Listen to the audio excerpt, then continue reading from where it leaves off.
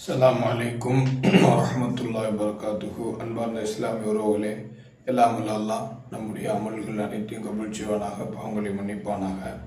குறிப்பாக நாம் கேட்கும் துவாக்கள் அனைத்தையும் கபூல் செய்து நம்முடைய பாவங்கள் மன்னித்து நம்முடைய தேவைகள் அனைத்தையும் முழுமையாக நிறைவேற்றுவானாக. அன்பானவர்களே, கற்பனை பேச்சு அது வீண் பேச்சு.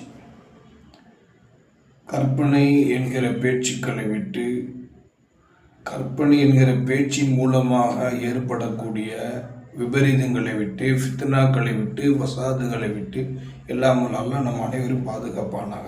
அன்பானவர்களே, குர்ஆனுடைய ஒரு வசனம், வலா தக்ஃபு மா லைஸ லக பிஹி இல்ம். நபியே, நீங்கள் அறியாத யாதொரு விஷயத்தையும் பின்தொடராதீர்கள். எந்த விஷயத்தில் உங்களுக்கு இல்மு இல்லையோ அந்த விஷயத்தில் நீங்கள் என்ன செய்யக்கூடாது, அதை ஃபாலோ பண்ணக்கூடாது, பின்தொடரக்கூடாது என்று அல்லாஹ் தஆலா தன்னுடைய நபிக்கு கட்டளையிடுகிறான். அந்த வசனத்தின் தொடர்ச்சி, இன்ன ஸம்அ வல் பஸர வல் ஃபுஆத குல்லு உலாயிக கான அன்ஹு மஸ்ஊலா. நிச்சயமாக செவி புலன்கள், கண், உள்ளம் ஆகிய இவற்றின் செயல்பாடுகள் குறித்து மறுமையில் கேள்வி கேட்கப்படும் என்பதாக அல்லாஹ் கூறுகிறான். இப்போ ஒரு விஷயத்தில் சம்பந்தப்படக்கூடியது என்று பார்த்தால் இந்த 3 விஷயங்கள் மிக முக்கிய ஒரு இடத்தை பிடிக்கின்றன. 1 கண்ணு, 2 காது, 3வது உள்ளம். சொல்லுவாங்க இல்லையா, கண்ணால் பார்ப்பதும் பொய், காதால் கேட்பதும் பொய், தீர விசாரிப்பது மெய்.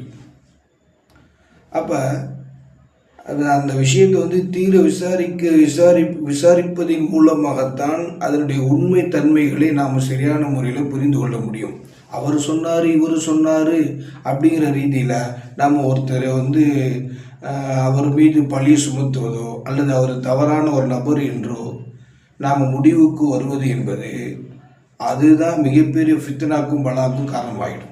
எல்லாம் இப்படிப்பட்ட நிலையிலிருந்து நம்ம எல்லோரையும் பாதுகாப்பானாங்க. பெருமான ஸல்லல்லாஹு ஒரு ஹதீஸே, ஈயாக்கும் வல்லன்ன, பிறர் மீது கெட்டம் எண்ணம் கொள்வதை குறித்து உங்களை நான் எச்சரிக்கிறேன். ஏனென்றால் ஃபைன்ன வல்லன்ன அக்தபுல் ஹதீஸி, நிச்சயமாக பிறர் மீது கெட்ட எண்ணம் கொள்வது அதுதான் பேச்சுக்களிலேயே மிக பொய்யானதாகும் என்பதாக நபி ஸல்லல்லாஹு அலைஹி வஸல்லம் சொல்லியிருக்கிறாங்க. ஆகையினால கற்பனை என்கிற பேச்சுக்களை விட்டு, கற்பனை கோட்டை கட்டுவதை விட்டும் அல்லாஹ் தஆலா நம் எல்லோரையும் பாதுகாப்பானாக.